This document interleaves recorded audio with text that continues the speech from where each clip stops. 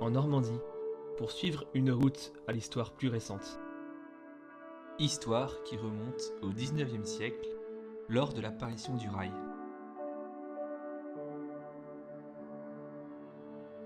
Celle de l'avenue verte.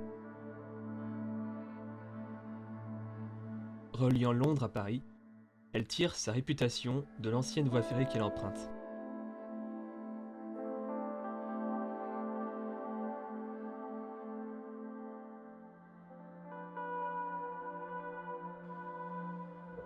Cette ancienne voie ferrée, qui reliait la capitale à Dieppe, fut mise en service pendant la seconde moitié du XIXe siècle et était alors désignée comme le plus court trajet vers la mer depuis Paris.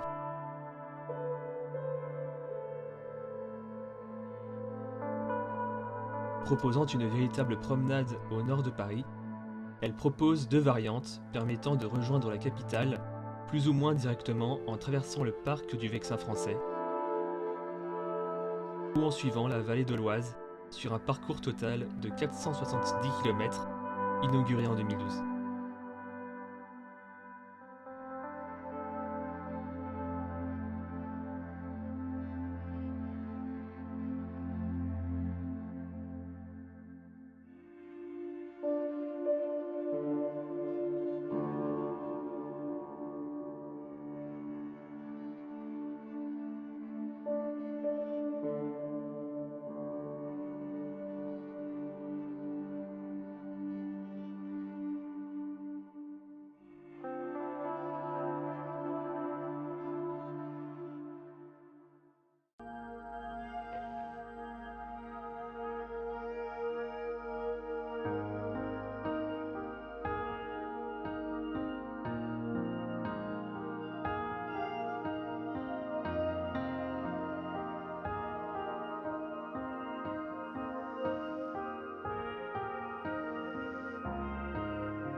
Plus ancienne station balnéaire de France, Dieppe fut fondée au cours du Xe siècle par les Vikings.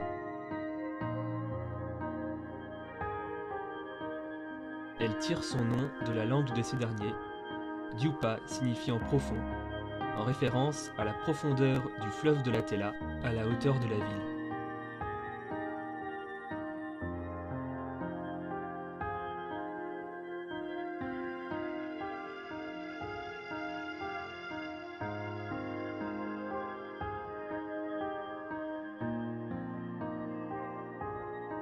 Entourée des plus hautes falaises de la côte d'Albâtre, Dieppe se trouve à 150 km de Paris, ce qui en fait ainsi la station balnéaire la plus proche de la capitale. C'est pourquoi elle fut choisie comme l'une des premières destinations desservies par le train lors de son apparition pendant le XIXe siècle. Mise en service en 1873, la ligne ralliait Paris en ligne presque droite. Près d'un siècle plus tard, en 1967, année de l'inauguration de la ligne électrifiée entre Paris et Le Havre, la SNCF décida de son détournement par Rouen. D'une longueur d'environ 170 km, la ligne ferrée constituait ainsi le plus court trajet de Paris vers la mer et de surcroît vers la Grande-Bretagne par bateau. Désaffectée à partir de 1984, puis réhabilitée en piste goudronnée sur ses 50 premiers kilomètres 20 ans plus tard, la piste conserve aujourd'hui plusieurs vestiges de son passé ferroviaire, comme des panneaux de signalisation, quelques rails, et des gares réaménagées, comme celle de Neuchâtel-en-Bray ou de Nesle.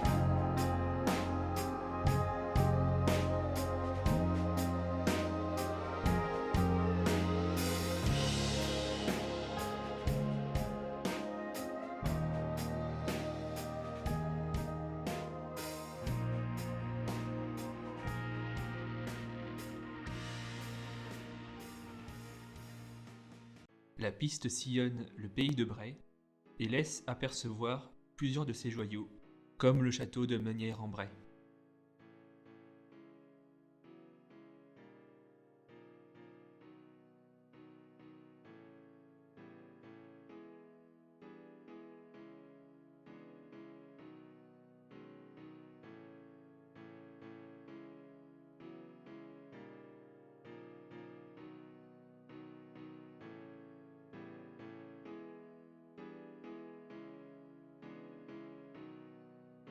C'est alors qu'apparaît Forges-les-Eaux, une station thermale qui doit sa notoriété à ses 3 sources ferrugineuses qui soignèrent plusieurs personnalités historiques. Louis XIII, Anne d'Autriche, Voltaire ou encore Napoléon y vinrent se faire soigner.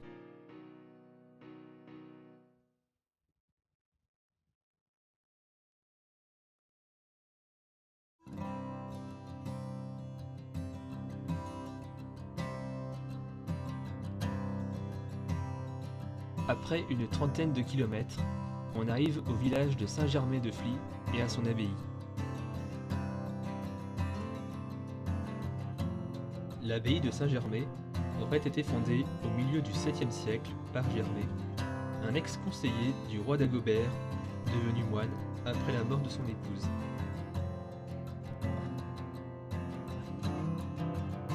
Dévastée par l'invasion viking, puis lors de la guerre de Cent Ans, l'abbaye est entièrement rénovée par une communauté bénédictine entre les XVIIe et XVIIIe siècles.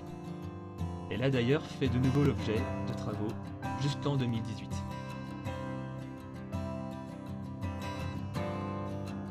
L'abbaye marque également la séparation de l'itinéraire en 2 tronçons. Le premier propose un trajet d'environ 80 km qui traverse le parc du Vexin jusqu'à Conflans-Sainte-Honorine.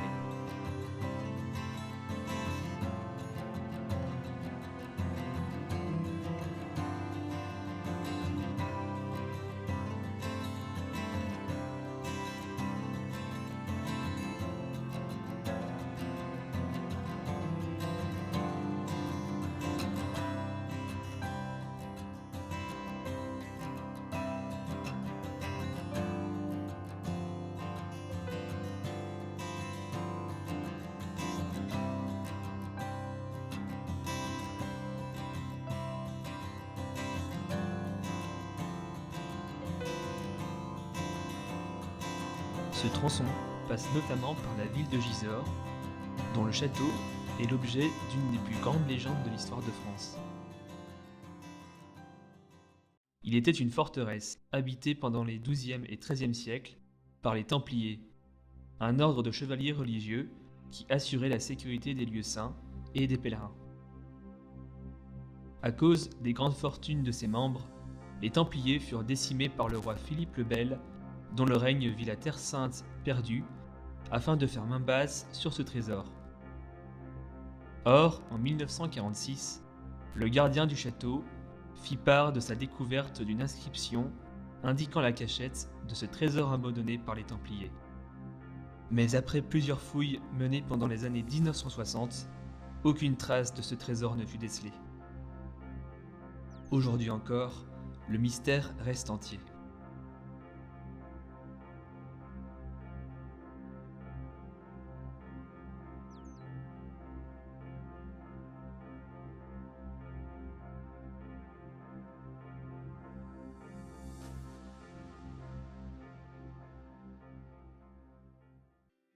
Le second contourne la région parisienne et sillonne le sud de la Picardie, puis suit le cours de la rivière de l'Oise jusqu'à son embouchure dans la Seine à Conflans-Sainte-Honorine, où il rejoint le premier après avoir parcouru plus de 140 km.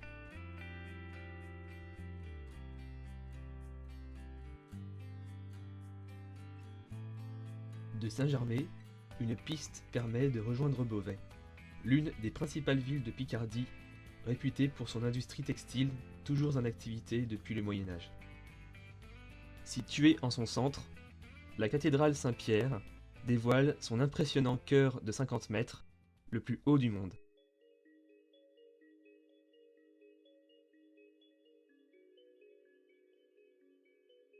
Inachevée lors de sa construction, la cathédrale ne possède pas de nef, mais une horloge astronomique qui impressionne par la quantité d'informations qu'elle délivre, comme les marées, les saisons, et même les éclipses grâce au mouvement synchronisé de 68 automates.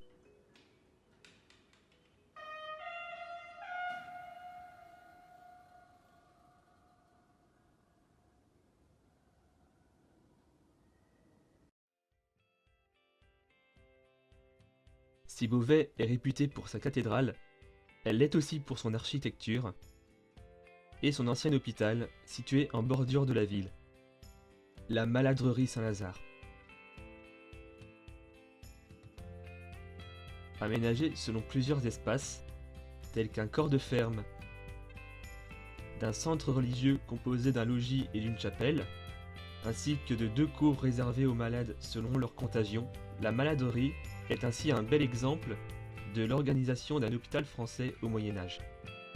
Actuellement en cours de restauration, l'ancien hôpital a accueilli des patients atteints de maladies telles que la lèpre ou la peste, parfois acheminés depuis Paris, afin d'épargner la capitale de la contagion jusqu'à la Révolution, où elle est aménagée en exploitation agricole avant de devenir un lieu touristique à partir de 2009.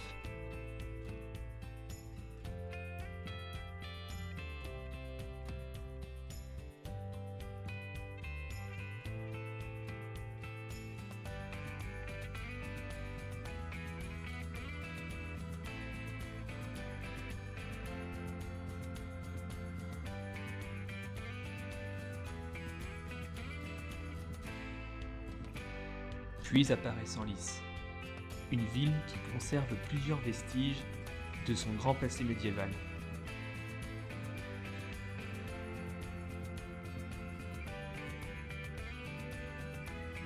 Comme en témoigne son abbaye Saint-Vincent, fondée au cours du XIe siècle par Anne de Kiev, épouse du roi des Francs Henri Ier, ainsi que son château royal, qui fut le lieu du couronnement duc Capet en 987.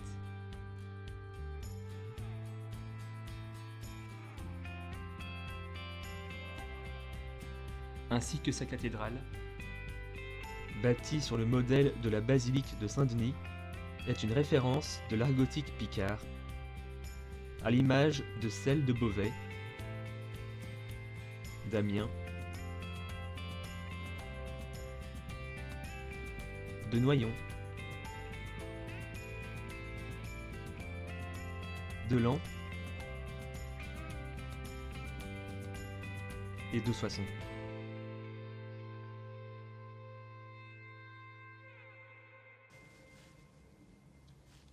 12 kilomètres plus loin, apparaissent Chantilly et son château, qui fut autrefois la propriété du duc d'Aumale, fils de Louis-Philippe, qui fut l'un des plus grands collectionneurs d'œuvres d'art du XIXe siècle.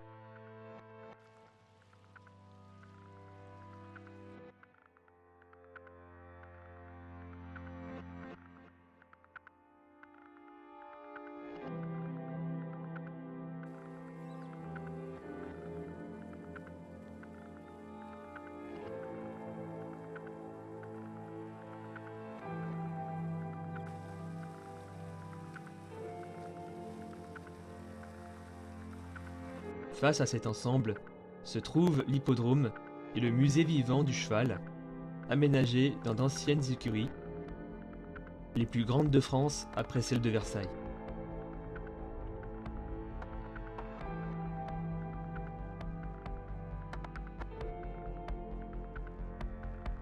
À présent entrée en Île-de-France, l'avenue verte passe près de l'abbaye de Royaumont, l'un des plus importants projets menés par la reine Blanche de Castille et son fils Louis IX, qui aimait s'y retirer. Avant la Révolution, l'abbaye était un véritable lieu de ressources et de prière, comme en témoignent son réfectoire et son cloître, remarquablement bien conservés.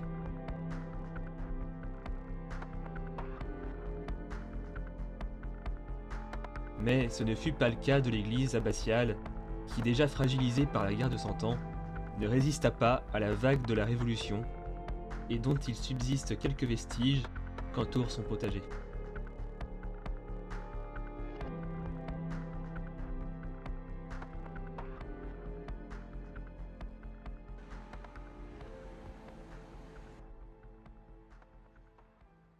Suivant la rivière de l'Oise, l'avenue verte traverse le village d'Auvers.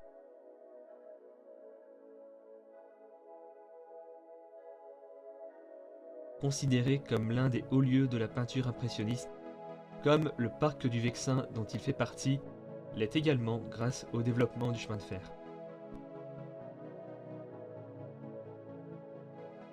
Résidence d'Auguste Renoir, Auvers a une histoire intimement liée à l'histoire du peintre.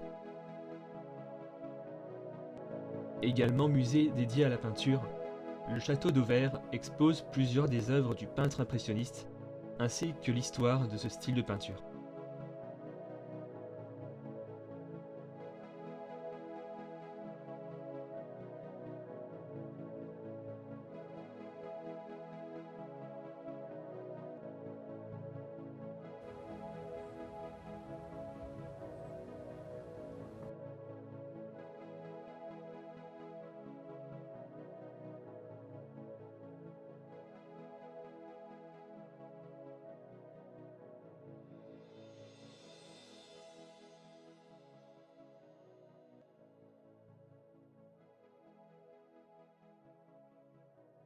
Puis apparaît finalement Conflans-Sainte-Honorine, lieu de l'embouchure de l'Oise dans la Seine et de la jonction des deux branches de l'avenue Verte, qui désormais fait route unique sur la cinquantaine de kilomètres restantes jusqu'à Paris.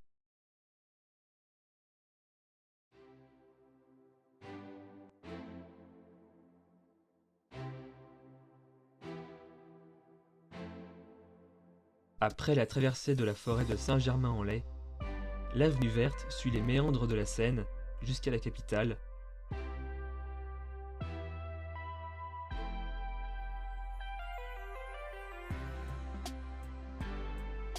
et longe alors le tracé de ce qui fut la plus ancienne voie ferrée de France pour le transport de voyageurs.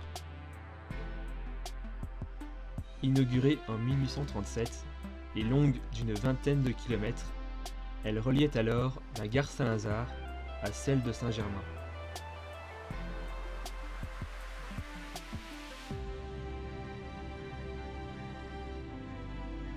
La ligne, toujours active aujourd'hui, est désormais empruntée par le RER A entre Saint-Germain et Nanterre et par la ligne L du Transilien entre Nanterre et Paris.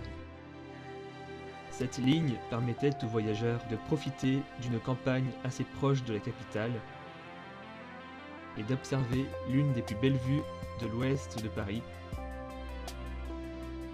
depuis le jardin du château de Saint-Germain, aménagé par François Ier et lieu de naissance de Louis XIV.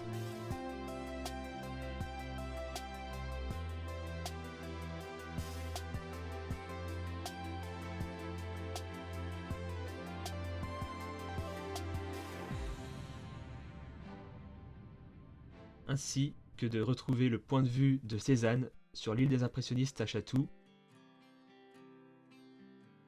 ou encore de traverser Rueil-Malmaison, célèbre pour son château impérial, résidence de Napoléon.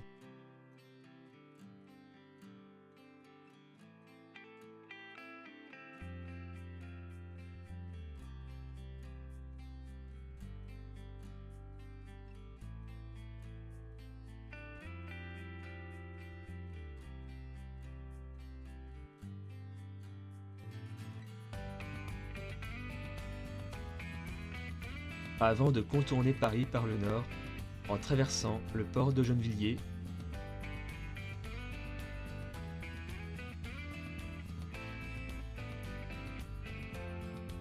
et de rejoindre le canal Saint-Martin qui longe jusqu'à son arrivée sur le parvis de Notre-Dame, au kilomètre 0 de toutes les routes de France.